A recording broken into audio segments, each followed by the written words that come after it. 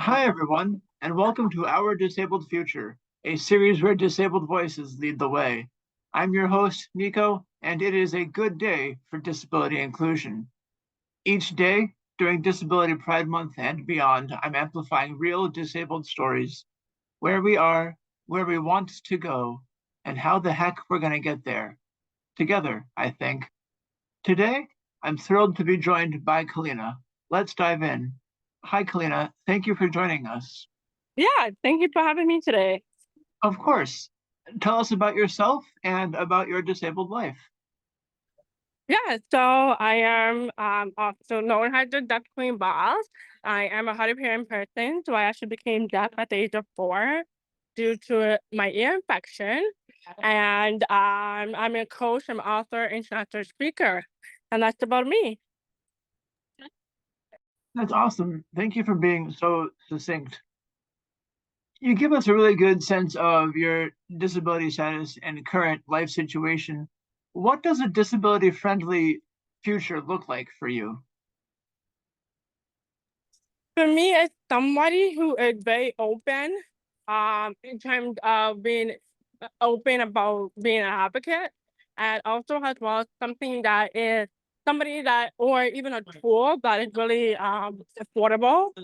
So what I mean by that is a lot of time when we do things in terms of, like, for example, cell phones, other closed caption.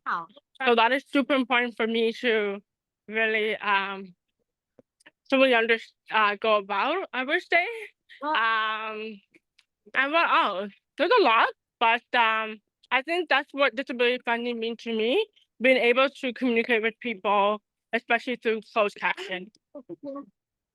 Remarkable. I think we can all really support that call for greater communication and communication access. So, how do we make that future a reality? What is our specific strategy here? I would say it's being able to have a tool, especially like iPhone, iPad, etc., to be more acceptable in terms of having closed captions. So, for example, I noticed that a lot of podcasts like StreamYard, they don't have closed caption on it. And so I feel like that's super important to have, especially people who are doing podcasts, especially. I myself, who've done over like 150 podcasts, I realized that it's not acceptable. So that would be my advice. Yes. That's wonderful. Thank you so much for this text-specific advice. It's really easy to just describe in broad terms what a disability-friendly future would look like, but I appreciate you getting detailed. All right, Kellina, as our time today draws to a close, I want to give you time and space that you and I, as disabled people, so rarely get. That is a chance to brag about yourself, talk about anything cool you've done recently or something you've got in progress. If you want to grow online, where can people find you? But this is your chance to brag about yourself. Let's hear it.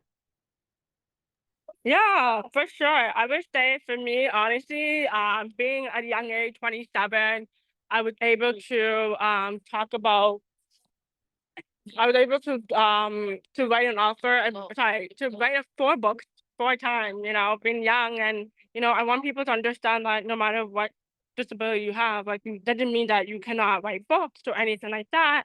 It's very important that we we put ourselves out there. And so that'd be that for me. So, and as well for me, I would say is now that I'm currently interested in starting a new business to help people, yes, for small business owners, especially people who are especially people who are disabled themselves, to be honest, And so I'm helping them to get a virtual assistant. Not a lot of small business owner knows how to get a VA. So that is definitely what I'm currently working on right now. So yeah. That sounds like an awesome project, and I can't wait to hear more. All right, folks. Thanks for tuning in. Wherever you go, whatever you do, I'm rooting for you, and I can't wait to see what you do next. Thank you.